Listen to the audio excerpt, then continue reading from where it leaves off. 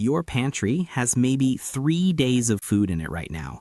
Not because you're irresponsible, not because you're careless, but because the entire modern food system was designed to keep just enough on the shelves at just the right moment and not a single day more than that. Here's what nobody's telling you. The disruption that could empty your local grocery store isn't going to announce itself. It's not going to send you a calendar invite. By the time you walk in and notice the shelves looking thin, whatever caused it happened 6 to 8 weeks ago. You had zero warning, you had zero time, and if you hadn't prepared, you had zero options. This video is going to change that. In the next few minutes, you're going to get a complete, no panic, no fluff breakdown of exactly 14 items that could be the difference between your family staying fed, healthy, and functional during a serious disruption or scrambling alongside everyone else who waited too long. These aren't random survival products pulled from an affiliate list. They're organized into 3 logical pillars: calories, health, and energy, and every single one of them is affordable, accessible, and available at a store you already shop at. Stay until the end, because the last thing we cover is the one piece most people completely forget, and without it, everything else you stock becomes worthless. You'll want to know what it is before you buy a single item. Welcome to Crisis Horizon. If practical, honest preparedness content is what you're looking for, hit subscribe and drop a like. Let's get into it. Here's something that most people don't understand about the food supply chain, and it's the thing that makes preparedness so urgent once you actually grasp it. Preparedness is a lagging indicator. That phrase sounds technical, but the concept is simple and a little unsettling once it clicks. By the time a disruption becomes visible to you, by the time you notice empty shelves, limited stock, or price spikes, the event that caused it happened weeks earlier. The truck didn't show up, the warehouse ran low, the supplier hit a wall. None of that was visible to you. You just walked in one Tuesday afternoon and noticed the pasta section was half empty and thought, that's weird. That's how supply chain failures work. They're invisible until they're not. And right now, we are not living in stable times. Food price volatility is running well beyond what gets reported on the evening news. But the concern isn't just cost, it's physical availability. The entire system that moves food from farms and factories to your refrigerator depends on 3 things running smoothly at the same time: fuel, electricity, and labor. That's it. 3 pillars. When even one of them wobbles, the whole chain seizes up, and all 3 of them are under more strain right now than they've been in decades. Now, before we go any further, let's make something clear. This is not a fear-based conversation. Fear makes people irrational. Irrational people do stupid things like hoarding 400 rolls of toilet paper when they should be thinking about calories and clean water. What we're talking about here is risk management, pure and simple. You carry car insurance even though you're a good driver. You have a smoke detector even though you're careful with candles. Building a genuine preparedness supply is the exact same logical calculation applied to your household food and energy security. It's not paranoia, it's just being a responsible adult who understands that the world doesn't run on a predictable schedule. Your grandparents understood this instinctively. They didn't call it prepping, they called it having a full pantry. They kept root vegetables in the cellar, salt pork in the barrel, and flour in the sack. Not because they were afraid of everything, but because they were realistic about how the world actually works. A well-stocked home is simply a resilient home. We lost that mentality somewhere between the invention of 24-hour delivery and the smartphone. We outsourced our security to systems we don't control and don't fully understand, and most people won't realize the mistake until it's too late to correct it. So before you touch a single item on this list, there's a mindset shift that has to happen first, because the people who fail at preparedness aren't the ones who couldn't afford it. They're the ones who approached it wrong. The wrong approach is panic. One massive shopping trip that blows your budget, clutters your space, and ultimately gets abandoned because it felt overwhelming and unsustainable. That approach doesn't work. It never works. The right approach is what's sometimes called shadow stacking. 2 extra cans per grocery run, 1 extra bag of rice per month, 1 box of salt every few trips. Small, consistent, invisible additions to your regular shopping routine. This approach costs you almost nothing extra per week. It builds a serious reserve over months without any single stressful outlay. It's how your grandparents built their pantries, slowly, consistently, without drama, and it's the only method that actually works long-term. The rotation principle sits right alongside it. Buy what you eat what you buy. Your storage isn't a museum of canned goods that you seal away and forget about. It's a living, rotating buffer between your family and disruption. You cook from it, you replenish it, you stay familiar with what you have. That discipline is what separates people who are genuinely prepared from people who just feel prepared because they bought a bunch of stuff once. With that foundation in place, let's talk about exactly what to stock. Everything in your preparedness plan starts here. Before medicine, before energy, before anything else. If your family doesn't have enough calories to function, nothing else on this list matters. So let's begin with food, and let's be blunt about White rice is the unglamorous hero of long-term food storage. Nobody's filming a celebration over a 5-gallon bucket of long-grain white rice. But those same people would trade serious money for that bucket if grocery stores went dark for 3 weeks. Rice is cheap, it's calorically dense, it's familiar enough that your family will actually eat it under stress, and when stored correctly, it outlasts almost everything else in your pantry by decades. The old-school method was burlap sacks or glass jars, which work adequately for short windows. The modern approach is better. Mylar bags sealed with oxygen absorbers dropped into food-grade 5-gallon buckets. This system eliminates insect infiltration and removes the oxygen that would otherwise degrade the grain over time. Government food storage data backs this up. Properly sealed dry goods stored in a cool, dark environment can remain fully edible for 20 to 30 years. That's not a prepper myth. That's documented food science. Don't go buy 200 pounds this weekend, that's not the point. Buy an extra 5 or 10 pound bag each time you shop, cook some of it regularly so you stay in the rotation, and over 6 months you'll have a substantial reserve that costs you almost nothing extra per week. If rice provides the fuel, beans provide the engine maintenance. Protein and fiber are the two nutrients most likely to collapse in a crisis diet, and dried beans deliver both in abundance at a cost that is almost embarrassingly low. Per gram of protein, there is nothing cheaper on a grocery store shelf. They store just as well as rice when treated right. Mylar bags, oxygen absorbers, cool, dry location. The one caveat is that age degrades cook time. Old beans get tough, sometimes so tough they won't fully soften no matter how long you boil them, and that matters when your fuel supply is limited. Rotate your bean supply on a 3 to 5 year cycle. Beyond the practical side, beans are versatile in a way that shelf-stable food rarely is. They go into soups, get mashed into patties, mix with rice for a complete amino acid profile, take on spices in a dozen different directions. That versatility matters more than people realize. When stress is high and life is disrupted, eating food that tastes different each day keeps people eating properly. People who get sick of their food stop eating enough. Stock a variety. Black beans, pinto beans, lentils, chickpeas, each one cooks slightly differently and tastes completely different. Now here's something your freezer isn't telling you. It's a liability. The moment the power cuts out, the clock starts. After roughly 24 to 36 hours without electricity, the meat you paid good money for starts degrading.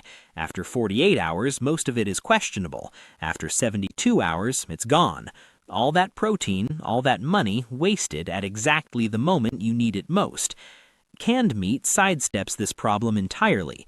Tuna, canned chicken, sardines, salmon, Spam, these are shelf-stable proteins that require zero refrigeration and can be consumed directly from the container without cooking if necessary. That last point matters enormously. If fuel is limited, if the stove is unavailable, or if circumstances demand you move quickly, canned protein is the option that requires nothing from you except a can opener.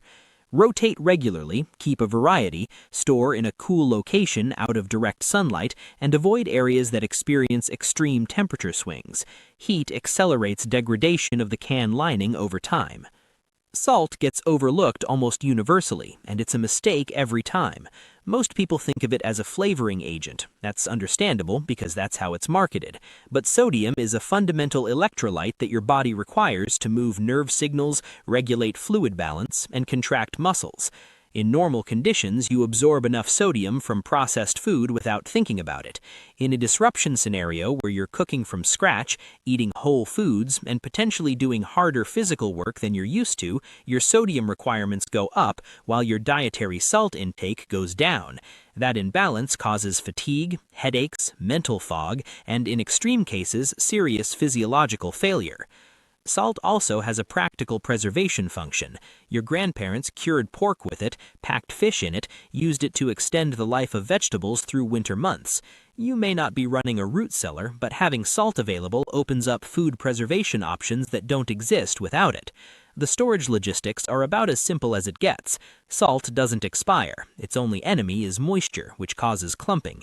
Keep it in a sealed, waterproof container, and it will be just as effective in 20 years as it is today. Buy plain iodized table salt or canning salt. The chemistry in fancy sea salt blends is identical. The price difference is pure marketing. Cooking oil is the item that gets overlooked the most consistently, and it's a costly mistake. Dietary fat is essential for caloric density, vitamin absorption, and brain function. When people build food storage around rice and beans alone, they create a diet that's nutritionally incomplete in ways that aren't immediately obvious but compound over time. The human body does not perform well when fat-starved, especially under stress. Refined coconut oil and commercially refined olive oil have the longest shelf lives among commonly available cooking fats, typically 18 to 24 months unopened, longer when stored correctly. Vegetable shortening in sealed cans lasts even longer. Store them somewhere cool and dark. Heat oxidizes oil, which turns it rancid. Rancid oil isn't just bad tasting, it's actually harmful over time. Cooking oil also expands what you can do with your stored grains and legumes dramatically. You can fry, sauté, bake, and prepare a range of dishes that would be impossible. When your food options are already limited, that versatility isn't a luxury. It's a quality of life necessity that affects whether your family eats adequately or just mechanically consumes calories without satisfaction. Calories keep you alive. Health keeps you functional. Those are not the same thing, and the difference matters enormously when you're weeks into a disruption. Fresh produce is the first category to disappear from store shelves when supply gets disrupted. It's also the most perishable, which means even if you buy it ahead of time, you've only bought yourself a week at best. A diet built primarily on shelf-stable staples, rice, beans, canned goods, is nutritionally incomplete in ways that aren't immediately obvious but compound over time. Vitamin C deficiency leads to scurvy. That's not a historical curiosity. That's what happens to a human body deprived of ascorbic acid for extended periods. Vitamin D deficiency impairs immune response and bone density. B vitamin deficiencies affect neurological function, mood, and energy metabolism. A high-quality daily multivitamin fills these gaps at a cost of pennies per day. It doesn't replace whole food nutrition, but it makes an imperfect diet significantly safer over weeks and months. Buy reputable brands, store in a cool, dark environment because heat and UV light degrade the active compounds. Get bottles sized to your rotation cycle, roughly a 1 to 2 year supply, and replace them before they expire. This is not a bulk buy and forget category. Treat it like the functional medicine it is. In a functioning world, a bad headache or serious muscle pain sends you to a pharmacy. In a disrupted world, that pharmacy might be closed, empty, or unreachable. Pain that goes untreated doesn't just cause discomfort, it impairs decision-making, reduces physical capability, and drains the mental and emotional reserves of whoever is suffering and whoever is caring for them. Stock both ibuprofen and acetaminophen deliberately. They work through completely different mechanisms. Ibuprofen is an anti-inflammatory effective for musculoskeletal pain, fever, and swelling. Acetaminophen is gentler on the stomach, effective for fever and general pain, and appropriate for people who can't tolerate NSAIDs. Having both gives you options and lets you alternate if necessary. Generic versions are chemically identical to name brands and cost a fraction of the price. Keep a 6-month household supply as your rolling baseline, not a 10-year stockpile of something that will expire and lose potency, but a rolling supply that you actively use and replenish. During flu seasons and regional emergencies, these are the first things to disappear from pharmacy shelves. Don't discover that after the fact. Standard unscented household bleach is one of the most powerful and most underappreciated tools in any preparedness kit, and its primary value in an emergency is not cleaning, it's water purification. When municipal water infrastructure is compromised, contaminated water becomes one of the fastest routes to serious illness. Waterborne pathogens kill people. They did historically, and they do today in areas where water treatment fails. The purification protocol is simple: a few drops of plain, unscented sodium hypochlorite bleach per gallon of clear water. Wait 30 minutes, the water is safe to drink. Government emergency preparedness guidelines confirm this method. It requires no fire, no specialized equipment, and no electricity, just bleach and time. The catch is that bleach degrades. After about a year, sodium hypochlorite concentration drops enough to render it unreliable for purification. This means you must rotate. Mark the purchase date on every bottle when you buy it. When a year passes, use that bleach for legitimate cleaning tasks around your home and replace it with a fresh bottle. This cycle costs almost nothing but keeps your water purification capability reliable and ready. Do not buy scented bleach, splashless formulas, or color-safe variants. These contain additives that make treated water unsafe. Disease transmission accelerates when hygiene practices break down. This is not a theory. It's documented repeatedly in historical disaster and emergency scenarios. Hand washing is the single highest leverage intervention for preventing illness transmission, and it requires only soap and water to work. Bar soap is the preferred storage format. It doesn't leak, doesn't require a pump mechanism, doesn't freeze, and lasts significantly longer than liquid alternatives per unit of cost. Keep it dry and wrapped, and it stores for years without issue. Toothpaste addresses a threat that people consistently underestimate when building preparedness plans. Dental health is not vanity. The mouth is a direct gateway to systemic circulation. An untreated dental infection can spread in ways that become life-threatening without antibiotic intervention, and in a disrupted environment, that intervention may not be available. Fluoride toothpaste prevents the cavities and gum disease that lead to those infections in the first place. This is entirely preventable with a $3 tube of toothpaste and 2 minutes twice a day. Buy what your family already uses, stock a year's worth of both, and store in a sealed container to protect from moisture and temperature extremes. A basic first aid kit is non-negotiable. In a disruption scenario, the likelihood of minor injuries goes up. People are doing unfamiliar physical tasks, using tools they don't normally use, and operating in conditions that are less controlled than everyday life. Cuts, burns, sprains, and bruises that would normally receive a quick trip to urgent care now need to be managed. Your kit should include adhesive bandages in multiple sizes, sterile gauze, medical tape, elastic bandages, antiseptic solution or wipes, tweezers, medical scissors, a thermometer, disposable gloves, and basic wound closure strips for larger lacerations. That's the minimum. Beyond that, consider a tourniquet if anyone in your household has trauma first aid training. On the topic of antibiotics, the correct approach is an honest conversation with your doctor. Some physicians will prescribe a course of broad-spectrum antibiotics for emergency preparedness purposes, particularly in areas prone to natural disasters. The internet has plenty of advice on alternatives. Most of it carries real risks.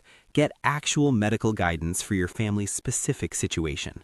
You can have a pantry full of food and medicine and still be completely stuck without a way to cook, stay warm, communicate, and keep your essential devices running. Energy independence is the third pillar, and it's the one that gets overlooked the most consistently. When the electrical grid goes down, your stove, your microwave, and your electric kettle are all dead weight.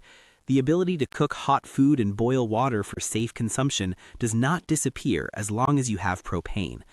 Unlike gasoline, which begins to degrade within 30 to 90 days and requires stabilizers for any meaningful long-term storage, propane is chemically stable indefinitely. The canister you buy today will work identically in 5 years. This makes it one of the most efficient long-term energy storage options available to the average household. The small green camping canisters are convenient but inefficient and expensive per unit of energy. The 20-pound exchange tanks, the same ones used for outdoor grills, are the practical choice for household preparedness. They hold substantially more fuel, cost far less per unit of energy, and work with a wide range of burners, camp stoves, portable heaters, and tabletop cookers. Safety is mandatory, not optional. Propane tanks must be stored outside in a ventilated, secure area, never in a garage, basement, or any enclosed space. Even a small leak in an enclosed area can accumulate to explosive concentrations. Inspect fittings, hoses, and regulators regularly. Use only equipment rated for the fuel. Beyond the safety side, the operational simplicity is unmatched. Turn the valve, ignite, cook. When a storm hits and your neighbors are cold and eating crackers, the ability to make a hot meal is both a practical and psychological advantage that's very hard to overstate. Darkness is not merely inconvenient, it is operationally dangerous. You cannot assess your environment, locate supplies, read labels, or navigate your own home without light. Beyond flashlights, batteries power emergency weather radios, which are often the only functioning communication channel when cell towers are overloaded or down, and a range of other essential devices. Focus on AA and AAA alkaline batteries from established brands. The cheap, no-name batteries sold in bulk discount bins have a documented and serious problem: they leak. Battery acid corrosion destroys the flashlights and radios you're counting on at the worst possible moment. This is not the place to save $2. Quality batteries from known manufacturers have shelf lives of 10 years or more when stored properly, cool, dry, in original packaging. Do not make the mistake of relying exclusively on rechargeable batteries for your emergency kit.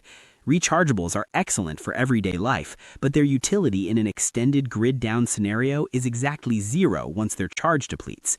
Keep rechargeable systems for daily life. Keep a reserve of disposable alkalines for the emergency kit. Rotate every few years based on the stamped expiration date.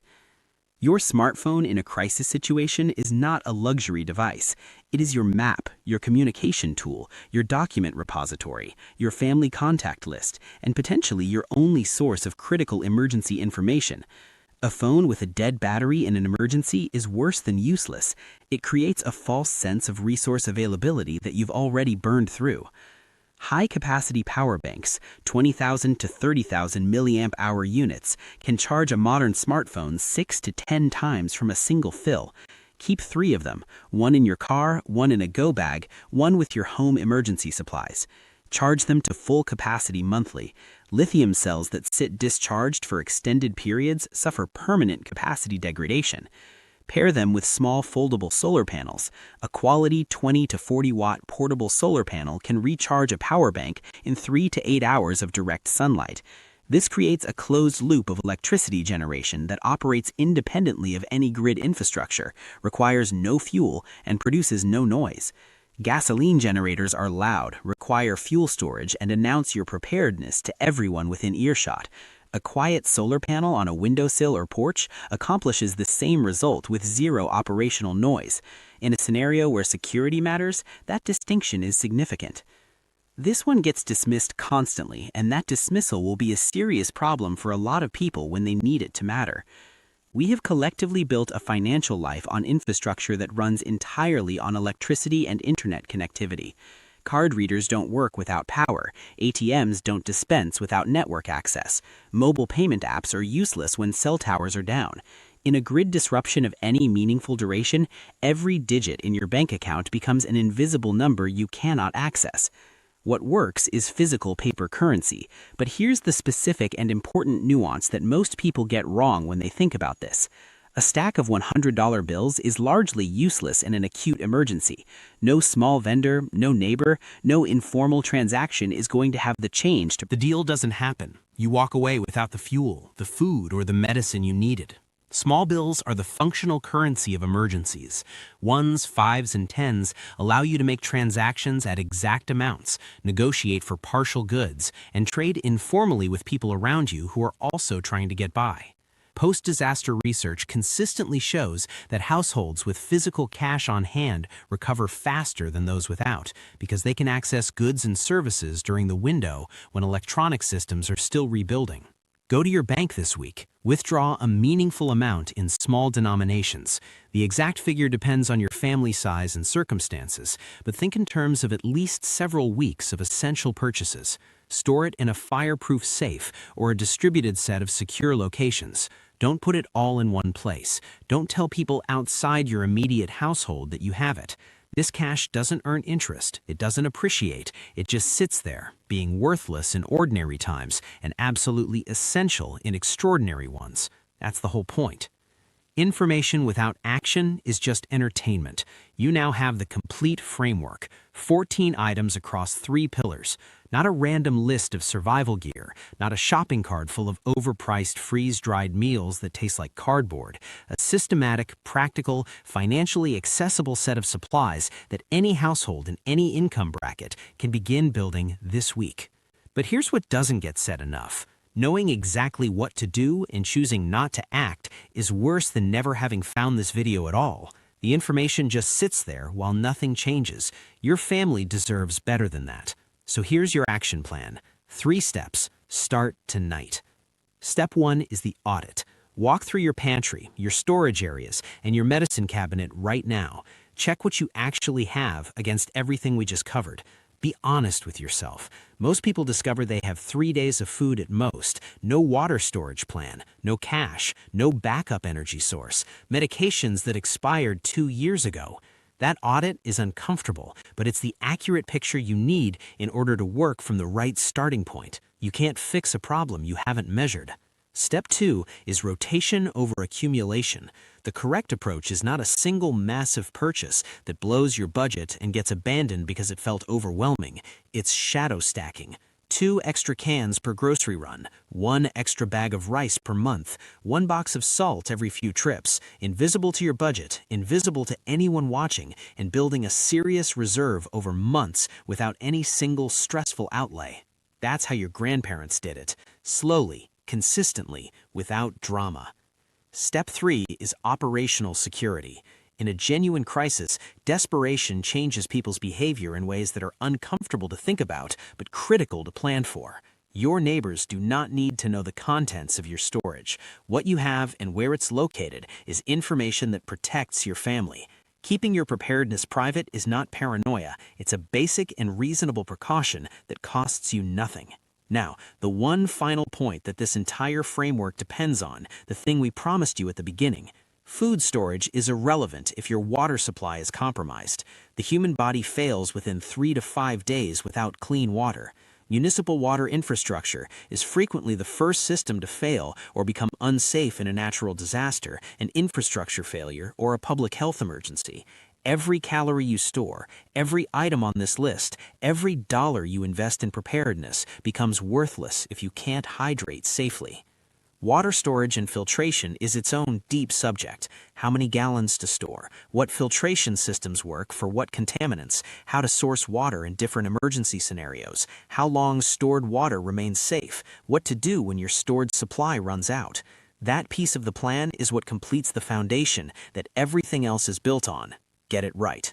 Stay informed, stay prepared, and keep moving because the window to prepare always closes faster than people expect it to. If this was useful, hit like, subscribe to Crisis Horizon, and share this with someone who needs to hear it. We'll see you in the next